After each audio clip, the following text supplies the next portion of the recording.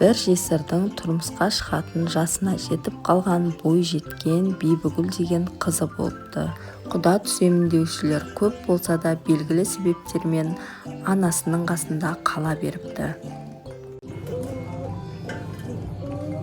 Апа, қара бауырсақтарым үрленіп пісіпті.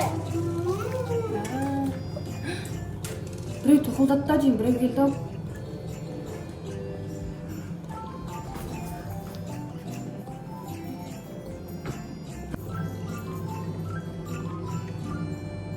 Ой, құдалар келді. Тезірек дастарханын жаса бар. Шай қой. Самаурынға шай қой.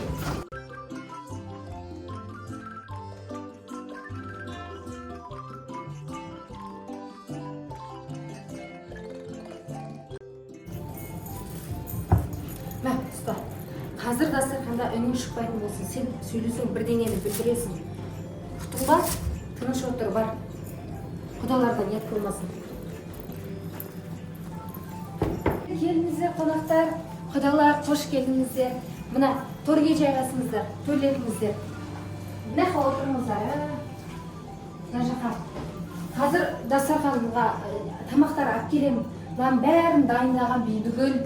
Біздің мынау барлығын күшті қылып істейді. Өзі пысық, өзі аспаз, әрі тігінші, қолынан келмейтін жоқ. Жылдан бәрін жасап тастайды бәрін. Осыдан артық келін таппайсыздар-ау сірә.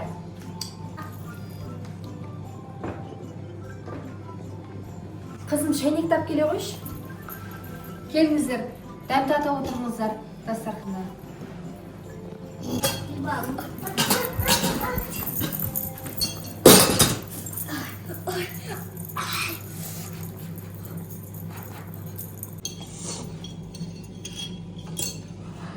Ей, мынаған су қоймапсың ғой.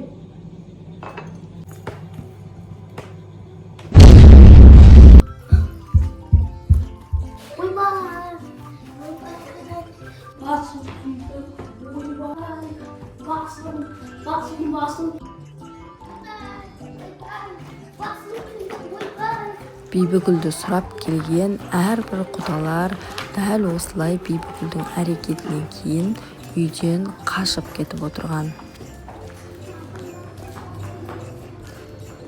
Мынауын тайып тұрды ғой, мұсында еркек деймін.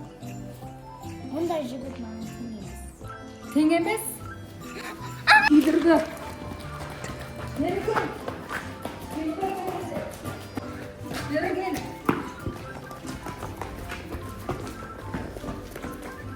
Өтірікші. Өтірік айтқаннан басқадан білмейді. Мен тең емес деп қой. Өзінің түріне қарап алмайды. Күйдіргі десе. Бәрін бүлдіргенсе.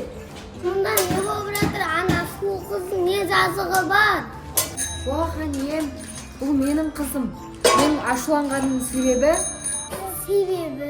Мына ер азаматтың бәрі мен үшін қырылып жатыр. Бұл өмірде менен пысық, менен шебер жан таппайсыз. Мен әлемдегі ең мықты тігіншімін ғой. Тігіп берсең өзіңді алам, тігіп бермесең басыңды алам. Өтірік айтуыңды сен еш қоймадың ғой.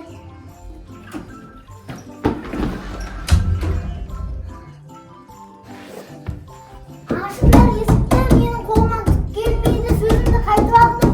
Ашыңдар! Ашыңдар!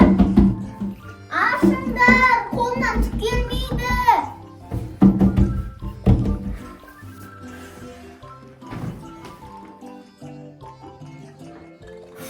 Бекер айтып екен. Мен не істеймін? Басымды алса не істеймін мен? Ханым, сіздің ісіңізге араласқаным үшін кешірім сұраймын. Сіз кімсіз? Мен әлемдегі ең күшті тігіншімін. Мен тоқыма көрсем бір орында отыра алмаймын. Маған онда тоқыма тоқуды үйрете аласыз ба? Әрине, 3 жылда саған үйретіп беремін. 3 жыл деген көп қой. 3 жыл дейсіз ба? 3 жылдың ішінде хан менің басымды алатын шығар.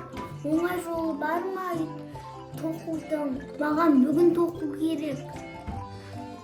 Ай, жағдайың тым мүшкіл екен. Сенің ісіңді мен өзім-ақ бітіре аламын. Рас па? Жақсы болды ғой. Онда мына жаққа кілем мынандай үлкен болу керек. Сөйтіп, мына былай үстіп аппақ болу керек. Гүлдер, мына былай төрт жағына гүлдер, былай әдемі қылып істеу керек. Тағы гүлдердің түсін розбер қылып істеу керек. Әдемі болып шығу керек. Ортасына әдемі қазақтың оюын істеу керек. Міне осы. Келістік. Менің бірақ бір шартым бар. Сен менің есімімді табуың керексің. Таппасам, мәңгі бақи мендік боласың. Мақұлында келістік.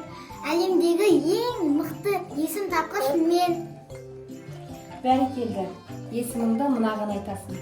Ертең көріскенше. Балтабай. Балтабайшам.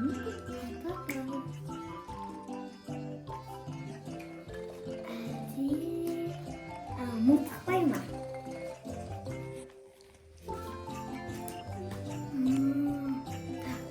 Тағы қандай есімдер бар еді? Мінекей, келіп қалдық. Дайын ба?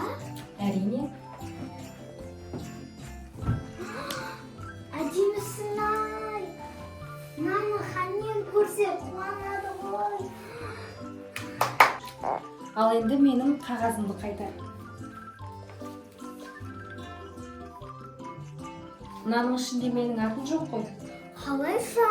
Мен аттың есімдердің бәрін жазып шықтым ғой. Мүмкін емес, мен барлық атты жазып шықтым ғой. Жарайды. Саған тағы бір мүмкіндік берейін. Қазір менің атымды атайсың. Болмаса, Келіп қалды. Ой, оған мән демей қой, әшейін тырттақ қой. Қазір не болған айтып берем. Диги, атым ешкім таба алмайды. Ди. Оның аты.